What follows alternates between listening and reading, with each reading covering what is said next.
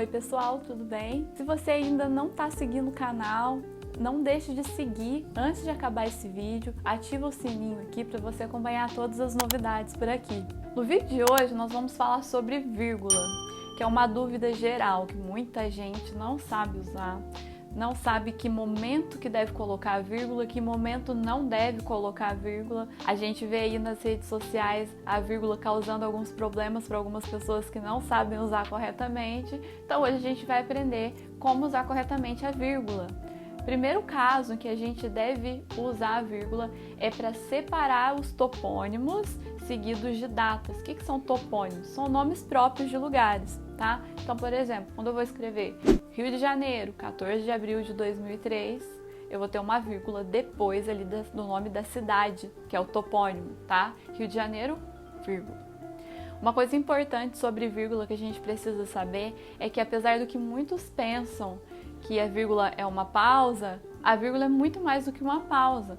Ela serve para separar diferentes funções sintáticas. Por isso a gente vai entender aqui quando é que a gente vai usar para separar essas funções sintáticas, tá?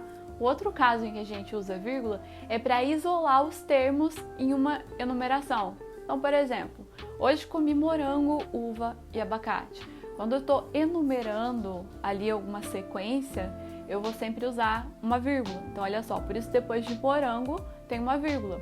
Se eu tivesse mais frutas ali, além do abacate, eu colocaria mais vírgulas. Ficaria, por exemplo, hoje comi morango, uva, manga, abacate,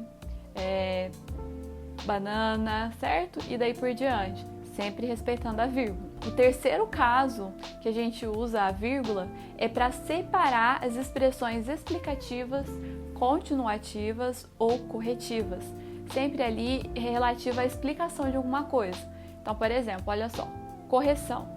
Amanhã, ou melhor, depois de amanhã, iremos à sua casa. Quando eu uso esse ou melhor, eu estou corrigindo, que ao invés de amanhã, na verdade, é depois de amanhã. Então, eu usei uma vírgula ali. Eu usei a vírgula depois de amanhã e depois de ou melhor, certo? No caso aí de explicativa, por exemplo, a atividade física fortalece o sistema imunológico, por exemplo. Então, a gente vai ter uma vírgula depois do por exemplo, porque é uma expressão explicativa, certo? Outro caso que a gente deve usar a vírgula é para separar o aposto e o vocativo e uma oração.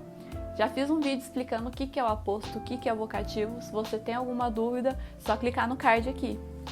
Então, olha só, Maria, a enfermeira do hospital, foi a última a chegar.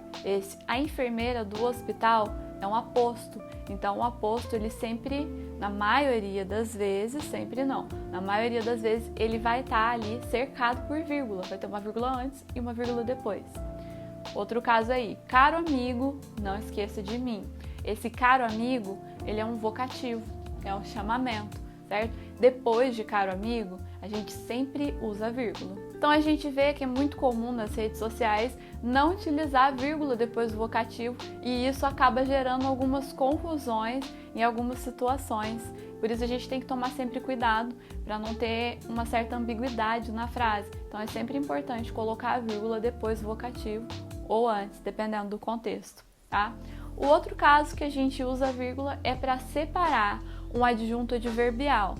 No caso, esse adjunto adverbial, ele pode estar antecipado ou intercalado.